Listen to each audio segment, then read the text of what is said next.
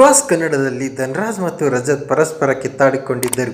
ಧನರಾಜ್ ಮೇಲೆ ಹಲ್ಲೆ ಮಾಡಲು ರಜತ್ ಮುಂದಾಗಿದ್ದರು. ಆದರೆ ಮನೆಯವರು ಇಬ್ಬರನ್ನು ತಡೆದರು. ಶನಿವಾರ ಎಪಿಸೋಡ್ಗೆ ಬಂದಿದ್ದ ಸುದೀಪ್ ಇಬ್ಬರಿಗೂ ಶಿಕ್ಷೆ ನೀಡಿದ್ದಾರೆ. ಮುಂದಿನ ಆದೇಶ ಬರುವವರೆಗೂ ರಜತ್ ಜೈಲಿನಲ್ಲೇ ಇರಬೇಕು. ಬಿಗ್ ಬಾಸ್ ಮನೆಯಲ್ಲಿ ಕಳೆದ ವಾರ ಹಲವು ಘಟನೆಗಳು ನಡೆದಿವೆ. ಗೌತಮಿ ಕ್ಯಾಪ್ಟನ್ ಆಗಿದ್ದಾರೆ. ಗೌತಮಿ ಹಾಗೂ ಮಂಜು ಪರಸ್ಪರ ದೂರವಾಗಿದ್ದಾರೆ. ತ್ರಿವಿಕ್ರಮ್, ಚೈತ್ರ ಜೈಲಿಗೆ ಹೋಗಿದ್ದಾರೆ. ಮನೆಯವರಿಗೆ ಶಿಕ್ಷೆ ಕೊಡಲು ಜೈಲಿನಿಂದ ತಪ್ಪಿಸಿಕೊಂಡಿದ್ದಾರೆ. ಇದೆಲ್ಲದರ ನಡುವೆ ಧನರಾಜ್ ಮತ್ತು ರಜತ್ ಸಖತ್ತಾಗಿ ಜಗಳ ಮಾಡಿಕೊಂಡಿದ್ದಾರೆ. ತನಗೆ ಕಳಪೆ ಕೊಟ್ಟಿದ್ದಕ್ಕೆ ಸಿಟ್ಟಾದ ರಜತ್ ಧನರಾಜ್ಗೆ ಮೇಲೆ ಹಲ್ಲೆಗೆ ಮುಂದಾಗಿದ್ದಾರೆ. ಕೊನೆಗೆ ಮನೆಯವರ ಮಧ್ಯೆ ಪ್ರವೇಶಿಸಿ ಜಗಳ ಅಷ್ಟಕ್ಕೆ ನಿಂತಿದೆ. ನಿನ್ನೆ ಶನಿವಾರದ ಎಪಿಸೋಡ್ನಲ್ಲಿ ಸುದೀಪ್ ಈ ವಿಷಯವಾಗಿ ಮಾತನಾಡಿದರು. ನೀವೇನು ಮನುಷ್ಯರಾಗಿ ಇರಲು ಮನೆಯ ಒಳಗೆ ಹೋಗಿದ್ದೀರೋ ಅಥವಾ ಪ್ರಾಣಿಗಳಾಗಿ ಇರಲು ಮನೆಗೆ ಹೋಗಿದ್ದೀರೋ ಎಂದು ಪ್ರಶ್ನೆ ಮಾಡಿದರು.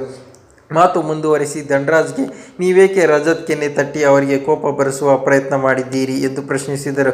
ಇನ್ನು ರಜತ್ಗೆ ನಿಮ್ಮ ನಾಲಿಗೆ ಮೇಲೆ ಇಡ್ತಾ ಇರಲಿ, ಚೆನ್ನಾಗಿ ಆಡುತ್ತಿದ್ದೀರಿ, ಆದರೆ ಆಡುವ ಭಾಷೆ ಮೇಲೆ ಇಡ್ತಾ ಇರಲಿ ಎಂದರು. ಧನರಾಜ್ ಹಾಗೂ ರಜತ್ಗೆ ಪರಸ್ಪರ ಅಪ್ಪಿಕೊಂಡು ರಾಜಿ ಆಗುವಂತೆ ಹೇಳಿದ ಸುದೀಪ್ ಕೊನೆಗೆ ಇಬ್ಬರು ಶಿಕ್ಷೆಯೊಂದನ್ನು ನೀಡಿದರು.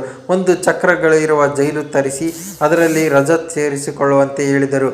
ಮುಂದಿನ ಆದೇಶ ಬರುವವರೆಗೂ ರಜತ್ ಆ ಜೈಲಿನಲ್ಲೇ ಇರಬೇಕು.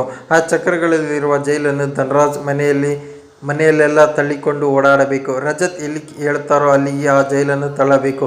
ಆ ಮೂಲಕ ಇಬ್ಬರಿಗೂ ಶಿಕ್ಷೆ ನೀಡಿದ ಸುದೀಪ್, ಆದರೆ ರಜತ್ಗೆ ಇದು ಸಮಸ್ಯೆ ಆಯಿತು. ಬಟ್ಟೆ ಬದಲಾಯಿಸುವುದು, ನಿದ್ದೆ ಮಾಡುವುದು, ಟಾಯ್ಲೆಟ್ಗೆ ಹೋಗುವುದು ಎಲ್ಲ ಹೇಗೆ ಎಂಬುದು ರಜತ್ ಪ್ರಶ್ನೆ.